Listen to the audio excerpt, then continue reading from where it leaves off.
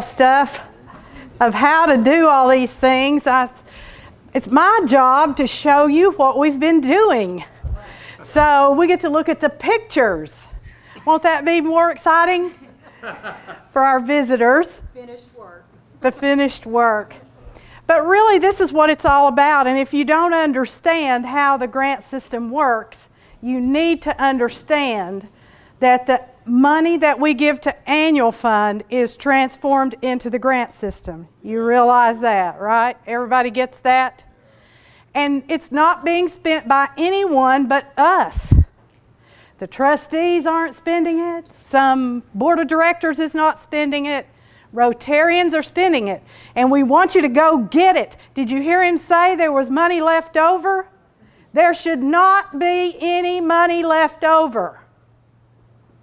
Okay?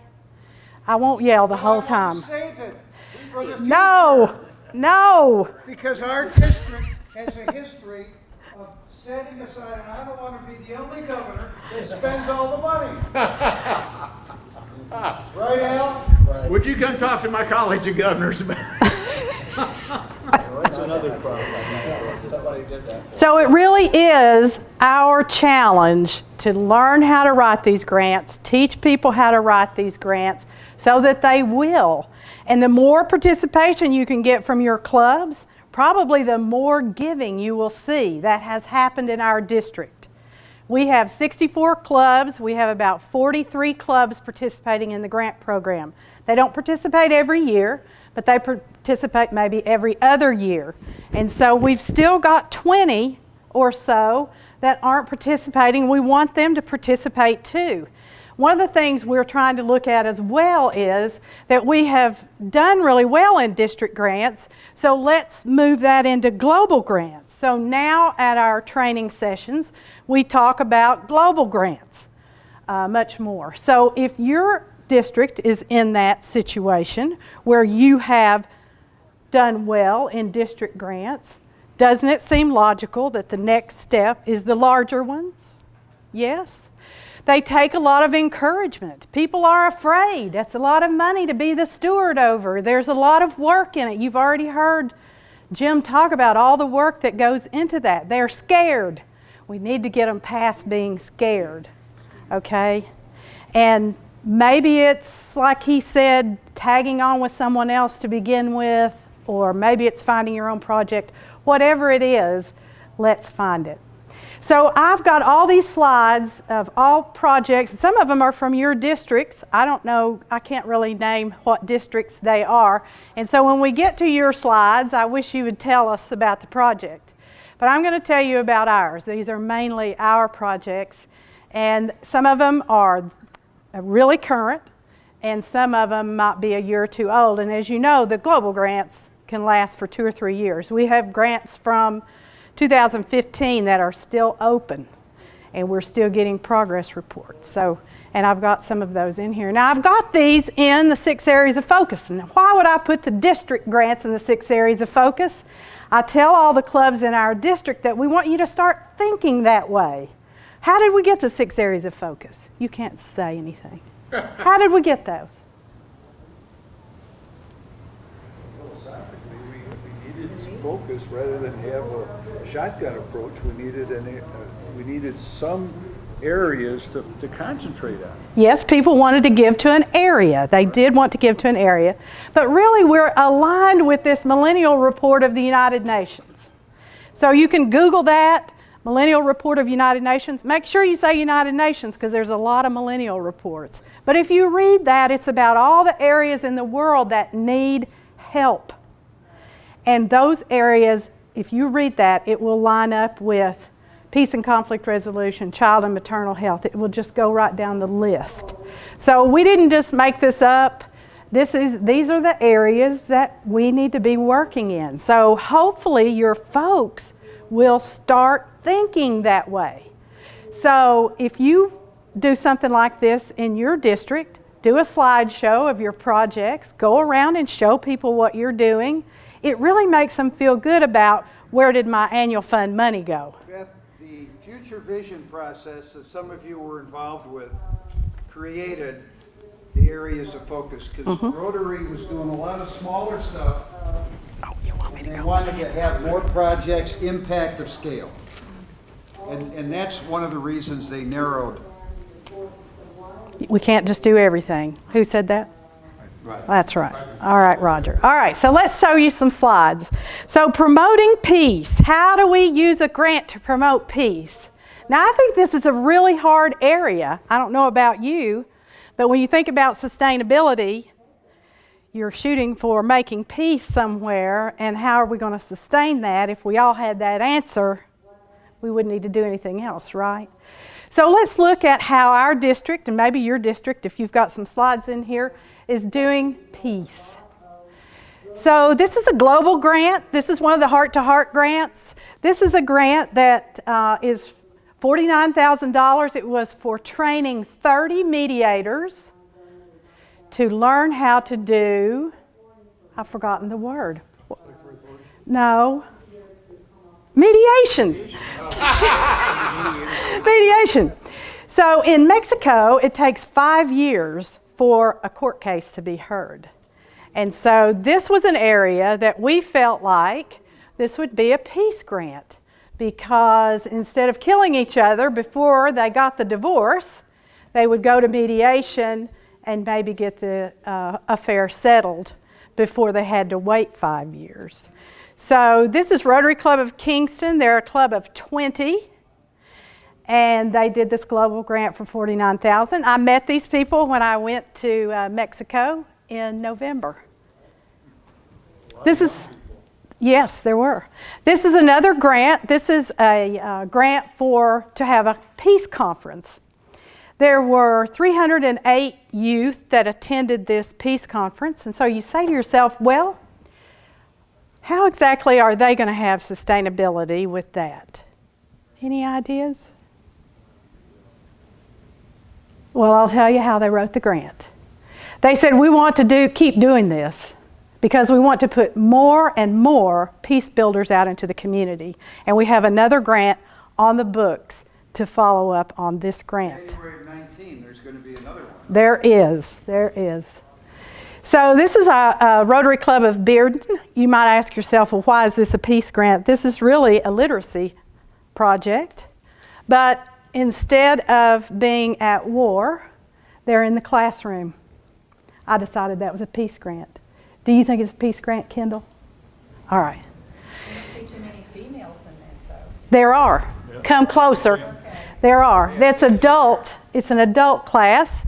And also, the one thing I want to tell you is this club has a traveler. Do you remember Jim saying about the traveler? You're going to hear this a lot. They have a traveler. She likes to work in, of all places, South Sudan. And so she has convinced her club to do several projects in South Sudan, and this is for educating adults. Now in our district, we've had 2 Peace Fellows. Has anybody had any Peace Fellows from your district? Long time ago. It's highly competitive.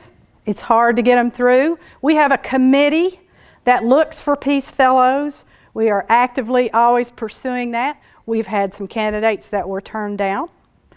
We ask them to come back and try again. But this is one of our Peace Scholars. Do you know how this works? Anybody know? You got to know a Rotary program. Does you know how it works, Tim? Submit an application to the Rotary Foundation. There's a highly competitive application process, and there's however many 6 peace universities around the world, master's degree, peace and conflict resolution. They pretty much are dedicating their lives to peace. We have 1,100 now graduates. Okay. It started in 2002, and I think the number it's about 1,100. I think that so. are out there now. How much does it cost your club to put one through? Hold that up real high. You buy them a jacket. 0. Why aren't you doing that? Come on. We got to do these things, okay? You have to look for these Peace Fellows. They're somebody who's been in the Peace Corps, someone who's in international studies at the university where you are. There's a lot of ways to look for them, but you need to have a committee in your district that focuses on that and find them. Yeah. Beth, if it doesn't cost my club anything to do it, then who's paying for it? Well, the Rotary Foundation, Rotary Foundation. annual fund. Here's another one of our Peace Fellows. This is Allison Quessel. She's a photographer, uses photojournalism to work in the area of peace. She worked in the area of Fukushima, and her pictures have appeared in the Rotarian magazine many times. We love Allison. She's making peace everywhere. And she just finished her PhD. So fighting disease prevention and treatment. This is the most used area of the 6 areas of focus. This is the most money spent here. Why do you think that is? Easy to relate to. There are sick people right in front of us, and we want to help them, don't we? Absolutely. I think that's the reason. I don't know of any scientific reason why, but I think that we try to help sick people. So let's see how our district is doing in that area. So McMinnville Breakfast is a Rotary Club of about 40, and they picked this project to do this training with professional horse people with children with disabilities. So these children would never have had a chance to ride a horse probably if they had not had this project. District grant. This is a district grant, yes. This is Rotary Club of Oak Ridge. This is Fred's club. This project is ongoing, and they had a visit from a cadre member. There he is. Y'all see him? Yep. No, they're the only guy. Well, he's the one from Sweden. And these are all the chiefs. These are the partners. You remember we talked about the MOU? They signed the MOU. They're the sustainability part. This grant's $100,000. Where is this?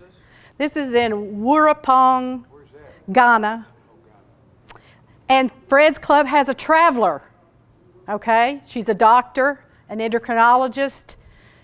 We don't let her talk at conferences because she talks for him.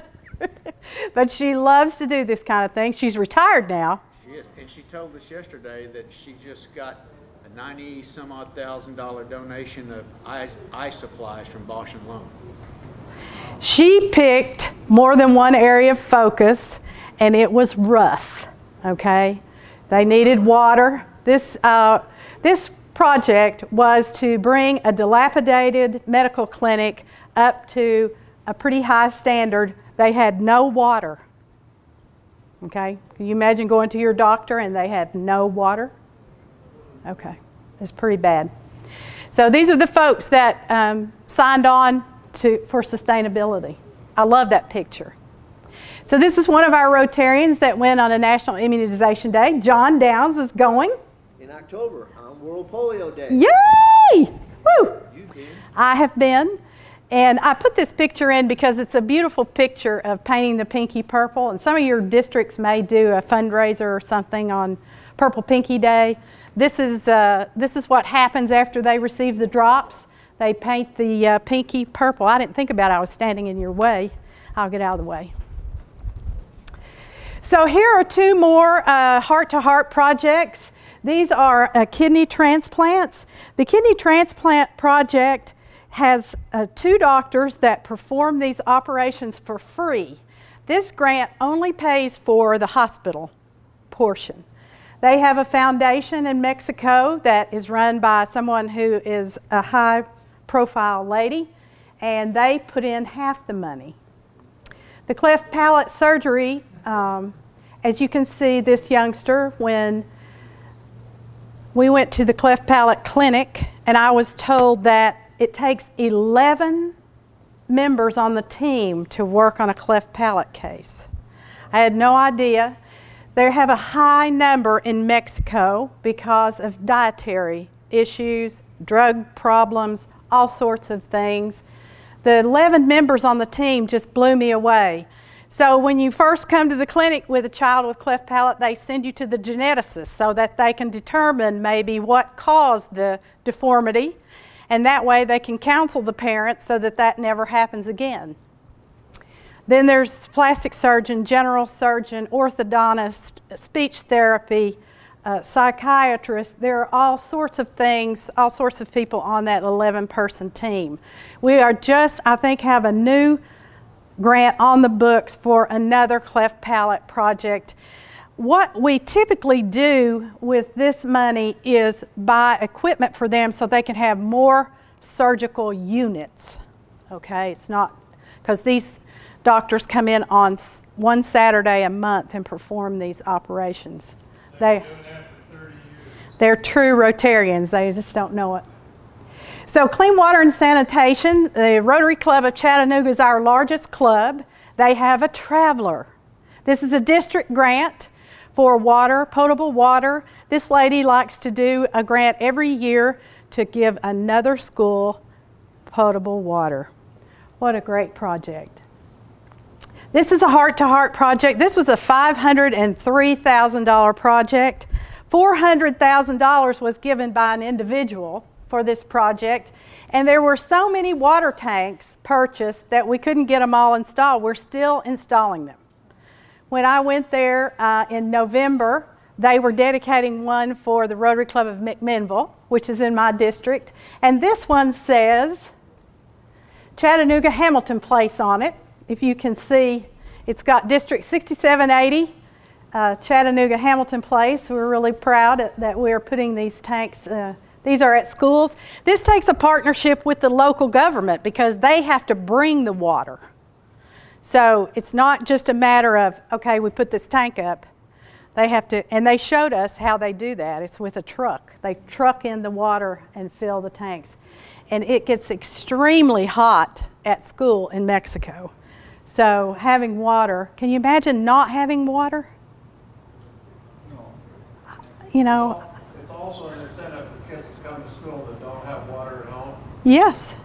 That probably wouldn't work where we live, but No. because it's kids to attend the school. You're right. Frank Rothermel and Rotary Club of Knoxville has tagged the Rotary Foundation for about $500,000 in matching DDF on his various Thailand water projects. In Thailand, they do these little houses. You can see it's got the Rotary symbol on it and everything, and then you come up and you fill your jugs with water. They have a totally different way of doing clean water. I think they accept a lesser. This is filtration. Yeah. Everywhere you go to do a water project, you end up with a different technology. The reason you do this in Thailand is because they have an outstanding U.S. quality electrical system. It was put in by the U.S. military back in the Vietnam era. And everywhere they got high power lines going overhead and very little takeoffs. But they can take off and they can run this thing very reliably. They don't have good water. And in this area, they can't drill wells. So they get surface water and they have to filter it, and that little house can filter enough water for a village. So this is Jim's club, and they made a commitment about 4 years ago to do 75 latrines in the mountaintop areas of Haiti. Why is that important? If those people don't use latrines at the top and the rain comes, where does it all go? Down below. Certain things fall downhill. His club operated the grant for about 4 years. They got fatigue. This happens if you have clubs that travel a lot or do projects in faraway lands. And they were able to get another club in the district to continue on. So that was amazing that they were able to do that. So Chattanooga Hamilton Place took the project on. So how many of y'all put in now? 300? Probably more than that. We've done 5 projects. 5. 5 So- projects, so about 75 average. Y'all can clap for that. He's here. Okay. Different clubs every year. Yeah. So this is one of the latrines, if you can see. This is how they carry the materials up. Does that look easy? No. The residents have to carry it up. So interesting project.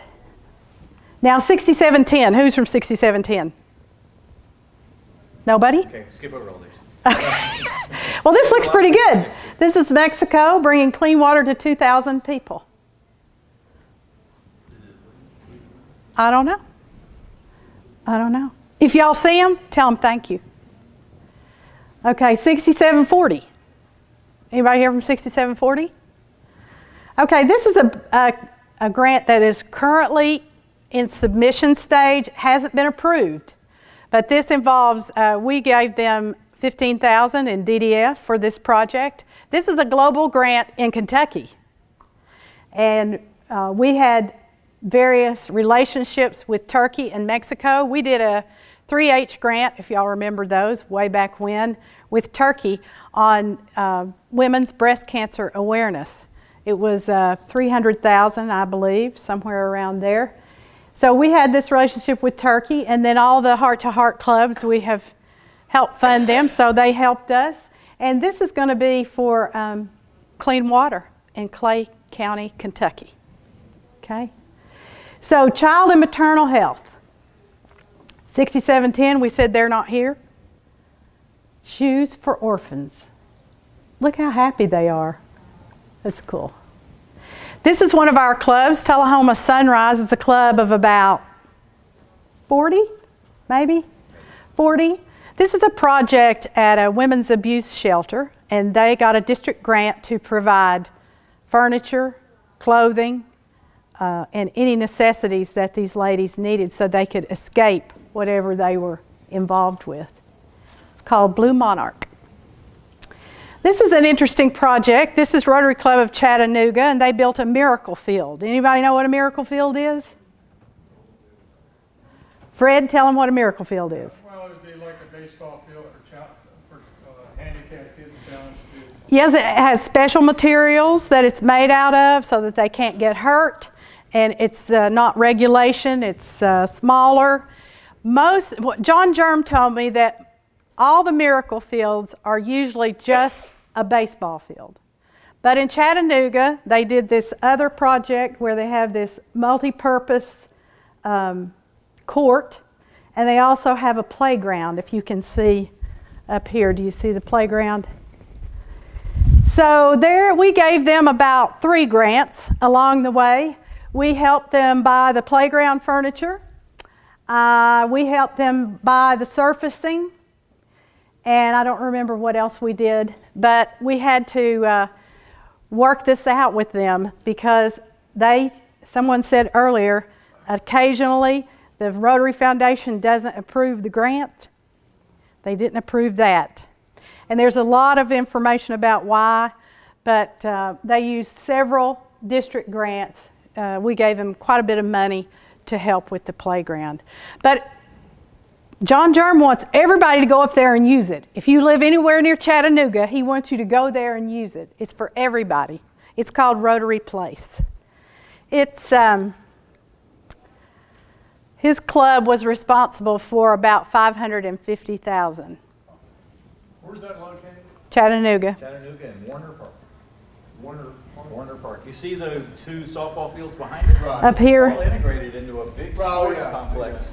Really? What part of Chattanooga is that in? I mean, North. It's north, isn't it? It's near you. It's east. East. okay. Okay. So Rotary Club of Pigeon Forge is in our district, and they are the kings of fundraising. They have a tent in the middle of Pigeon Forge for the month of October, and they raise $150,000 from the tent. Every Rotarian who is in their club has to work the tent 8 hours during the month of October. I don't know what happens if you miss, but they're told, I think it's in the bylaws, you've got to work the tent. But they collect money from artisans in the tent, and they ask for donations, and they put so much money back into their community. This is also a playground for children with disabilities. There's a very high rate of children with disabilities in Sevier County for some reason. They don't know why. This is right across the street. They've put several $100,000 into this, the Rotary Club. Grundy County is our poorest county in our district, and they have a club of 20. 16 of them are women. They put together this grant a few years ago. I always leave it in. It's an old one. But they had a problem with methadone addiction, and so they went in and did an education program for the students And then at the end, they gave them a T-shirt that said, "Don't meth with us." So I love that. That's a district grant. So this is 6760. Anybody from there? Clarksville. This must be Chuck Barnett's. Okay, so this is a splash pad and all-inclusive playground for Clarksville. Look at that giant rotary wheel. That's pretty cool. This is a club in our district. Morristown has a club of about 50, and they have done several things on their playgrounds there, and they have gotten district grants many times, every year. So basic education and literacy, Rotary Club of Shelbyville meets at 6:45 a.m. And they did this mobile book project. They got the van. We gave them money for district grant for the books and the shelving. It goes around to 14 child daycare centers and lets them check a book out or put one back. So it's a great project. This is Morristown AM. They're a club of about 16. They felt like their children entering kindergarten were not doing well, were not ready for the classroom, so they do a core skills readiness program. They've done it several years. Rotary Club of Lafayette is a club of about 45, I would say. They did this project. They sent the interactors out on the first day of kindergarten and gave them a book in English and Spanish, a pencil, and so few things in here in the book bag. This is the Rotary Club of Chattanooga Hamilton Place, who put $500 in this global grant. That was their investment. It was funded by a bunch of clubs and a bunch of districts. It was almost $50,000.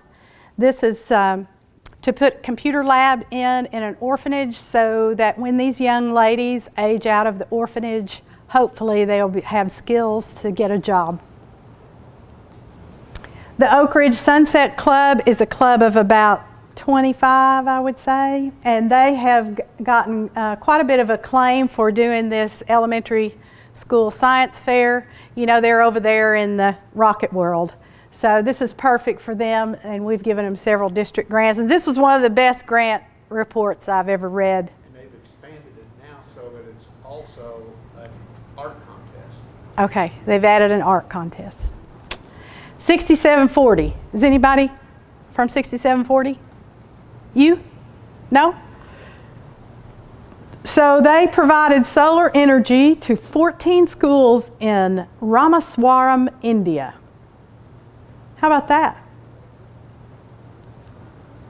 This is one of our clubs, Cookville Breakfast. I don't remember how many people they have, maybe 25. And they work with this White Plains Academy. They provide computers, all sorts of materials to these non-English speaking students every year. It's a great club. 6860, anybody in there? No? Athens Full Tummy Project provides food to students in danger of malnutrition. They got a lot of workers, don't they? There's a lot of service hours. 6860, this is a literacy project in Uganda, teaching young boys and girls how to read. So economic and community development, a lot of times we don't think about that area. So let's see what we've done in that area. Rotary Club of Livingston is also a great fundraising club. They're a club of about 28 maybe, and they sell or raffle a car, a Harley, some kind of boat or something, and they, what do you call that when they go down to the last person? Reverse raffle. Reverse raffle. So they do that, and they're able to raise about $25,000 a year. This year they had a donor that matched it, so they had $50,000 to spend. We gave them a district grant. They did this amphitheater. Livingston is a community of 4,100 people. The Rotary Club there goes to the city and says, what do you need? We can help you. And this is what they gave them. It's called Rotary Main Stage. And here's all the Rotarians. They do a lot. This is Fred's Club. They had this project was done after their first project fell through. Occasionally, you apply for a grant, and then well in advance, when you get to the point of doing the grant, something happens. In their case, the organization that they were going to help remodel something decided to move. So the whole project became null and void. So they said, how many district grants do you get in your district every year, applications? 22 last year, How many do you approve? all of them. We work with them. We work with them until we can approve them. Okay? We ask them to make changes all the time. This is an interesting community garden. They said, we want to teach the community how to garden so they can feed themselves. When they made the harvest, they canned everything. They showed them how to can everything so they could also keep it. This was a thing where we said, well, if you have, when your project falls through, we say, well, have you got one that's shovel ready? Well, they've got their shovels out there, don't they? So this is Rotary Club of Knoxville. They're a club of about 180. And they took, has anybody ever been up to Elkmont? Beautiful place, up in the Smokies. And they replaced all the benches. Look at those ladies with those hammers. That's pretty cool. District grant. This is also Livingston. I told you they were the king of one of the kings of fundraising. So they had no building in their community where people could come and meet as a group. And so they put this building in, made it ADA compliant. The city helped them. They paid part of the money toward the building, but they put in the heat and air conditioning, the tables and chairs, all sorts of things like that. And they continue to hold their special events at this community center. It's the only one. It's on the fairgrounds in Overton County. And like I said, it was a community of 4,100. Fairfield Glade is one of our clubs in Crossville near Scott. And they're a club that has this is a retirement community. So in that community, they had this art trail that people could walk along. It was beautiful. And they decided to make it handicapped accessible. So we gave them a district grant for that. And this is we're in economic and community development. So the Rotary Club of Farragut has a large population of immigrants. And so they held a meeting with some of them and asked them how they could help them. And they said, if we could learn how to drive, we could get better jobs, we could take our children to daycare and whatnot. They found this gentleman who ran a driving school, and they got a grant to help these young ladies learn how to drive, and now he's a Rotarian. So 6710, anybody in here from 6710? Dang, where is 6710? So 8,800 volunteer hours. That's amazing. How much is that worth? It's $22 an hour. That's a lot of money. 6860, Anniston Community Food Packing Event. What do you think? What do you think about what we're doing? It is some good stuff. You know, I've picked and, I've got good pictures and all of that, but that's not anywhere near all that we are doing. But I think that, I hope that it will help you with some ideas and to encourage your district to really get in the game of making things happen. Jim says oftentimes that it can really energize your club to get a grant. Yeah. So, has anybody gotten a grant this year? My club did. Craig's club. Greg's club's had, how many global grants have you had? 4. Global grants? Well, through Heart to Heart, I don't know. You got this one going on right now. Yeah, I think we had another one before. Okay. The reason to show clubs something like this is to give them more ideas about what other clubs are doing. A lot of people say, well, I'm not sure what we ought to do. And so they're looking for something where they don't have to do anything. Well, all of these clubs are doing something, right? Yep. You can do it, and having something that goes out to the clubs and is not asking them for money is a good thing. And showing where their money went is so important. Because if you think about it, how many years were you in Rotary before you understood all this foundation business? Well, they're all sitting there not understanding. It's a work in progress. But if you tell them that money is what goes for grants, and all we have to do is go and get it. You know, you just put your little bit of money in there for a long time, and then you get, bang, a big amount. And the global grants are just the next step. We really need to work on those. So thanks for your attention, and I'll give it back to you, Jim.